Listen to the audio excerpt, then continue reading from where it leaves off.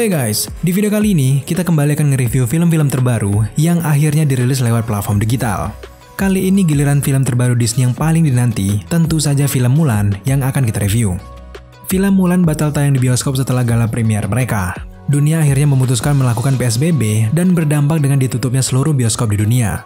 Setelah pemikiran panjang dan banyaknya film-film Disney lain yang harus dirilis setelah pandemik ini, akhirnya mau tidak mau film Mulan mereka rilis secara digital lewat aplikasi Disney+.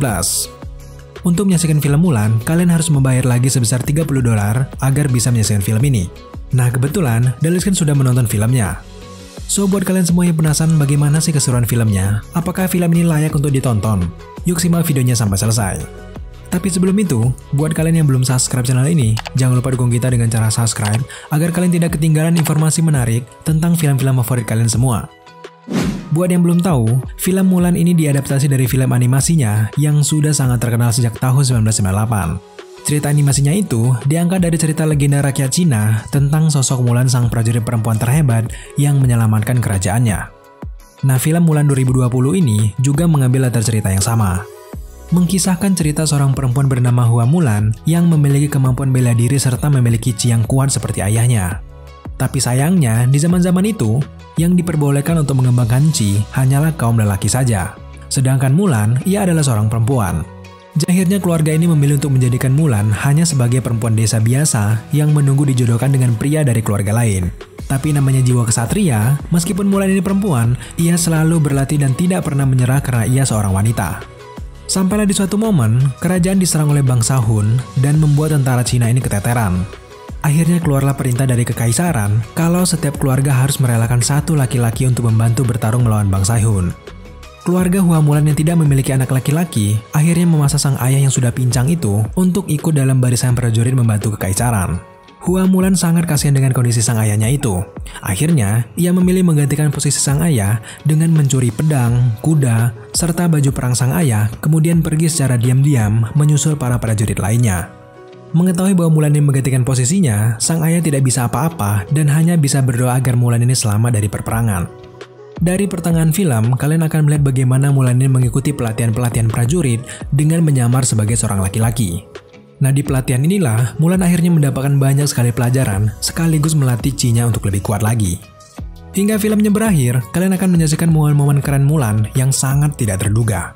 Dengan paras yang cantik ditambah dengan kalian bela diri yang sangat luar biasa, membuat dia sangat berkarisma sepanjang filmnya. Secara keseluruhan, kalau kalian sudah menonton film animasinya, jelas ceritanya mirip-mirip. Tapi meskipun ceritanya mirip, juga ada banyak sekali hal-hal yang dibuat berbeda dari versi animasinya. Salah satu perbedaan yang paling mencolok adalah, di versi live action, kita tidak bisa melihat sosok naga kecil teman Mulan yang bernama Mushu muncul di sepanjang filmnya. Padahal, Mushu ini adalah salah satu sosok yang menarik dalam film animasinya. Yang menarik, dalam proses Mulan menyamar sebagai laki-laki, kalian akan mendengar suara dalam Mulan yang mirip sekali seperti suara laki-laki. Terutama kostum-kostum yang digunakan Mulan juga sangat menarik. Lalu beberapa karakter pendukung juga ikut memberikan suasana menarik dalam filmnya. Contohnya saja, adegan-adegan komedi yang tidak terlalu berlebihan mampu membuat film ini enjoy ditonton sampai selesai. Tak ketinggalan juga, penampilan Donnie Yen sebagai Komandan Tung juga memberikan kualitas dan harga lebih dari film ini. Kemudian peran Jet Li sebagai kaisar juga berhasil menggambarkan bentuk kekuatan dan juga kekuasaan. Meskipun film ini berlatar di Cina, tapi bahasa Cina sama sekali tidak digunakan. Biasanya, film-film Cina selalu menggunakan bahasa Cina untuk menonjolkan bahwa filmnya adalah film Cina. Tapi untuk Mulan, tentu saja berbeda. Dari awal sampai akhir, kalian akan mendengar bahasa Inggris yang fasih dan membuat kita lebih memahami bagaimana jalan ceritanya. Kemudian visual yang ditunjukkan juga sangat memanjakan mata. Kita ditunjukkan bagaimana keindahan alam negara Tiongkok itu. Menariknya, meskipun Mulan memiliki kemampuan chi yang terkesan seperti ilmu sihir, tapi sepanjang film, kita tidak ditunjukkan elemen-elemen kekuatan manusia super. Mulan di sini dibiarkan seperti manusia biasa yang jago bela diri dan cerdik di medan pertempuran.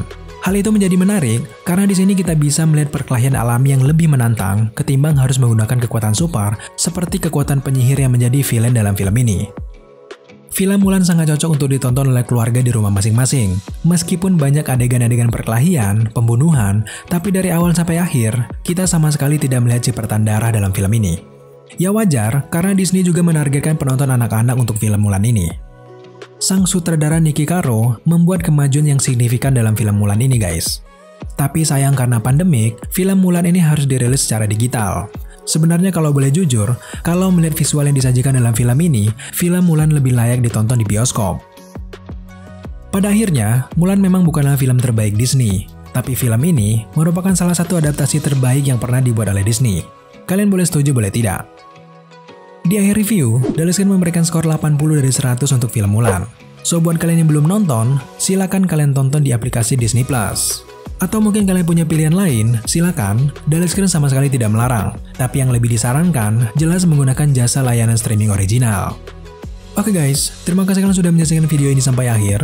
Jika kalian suka dengan konten seperti ini, jangan lupa subscribe channel ini, like, comment, dan share, serta jangan lupa juga untuk nyalakan notifikasi agar teman-teman mengetahui apabila Daleskin mengupload video setiap harinya. Thank you guys.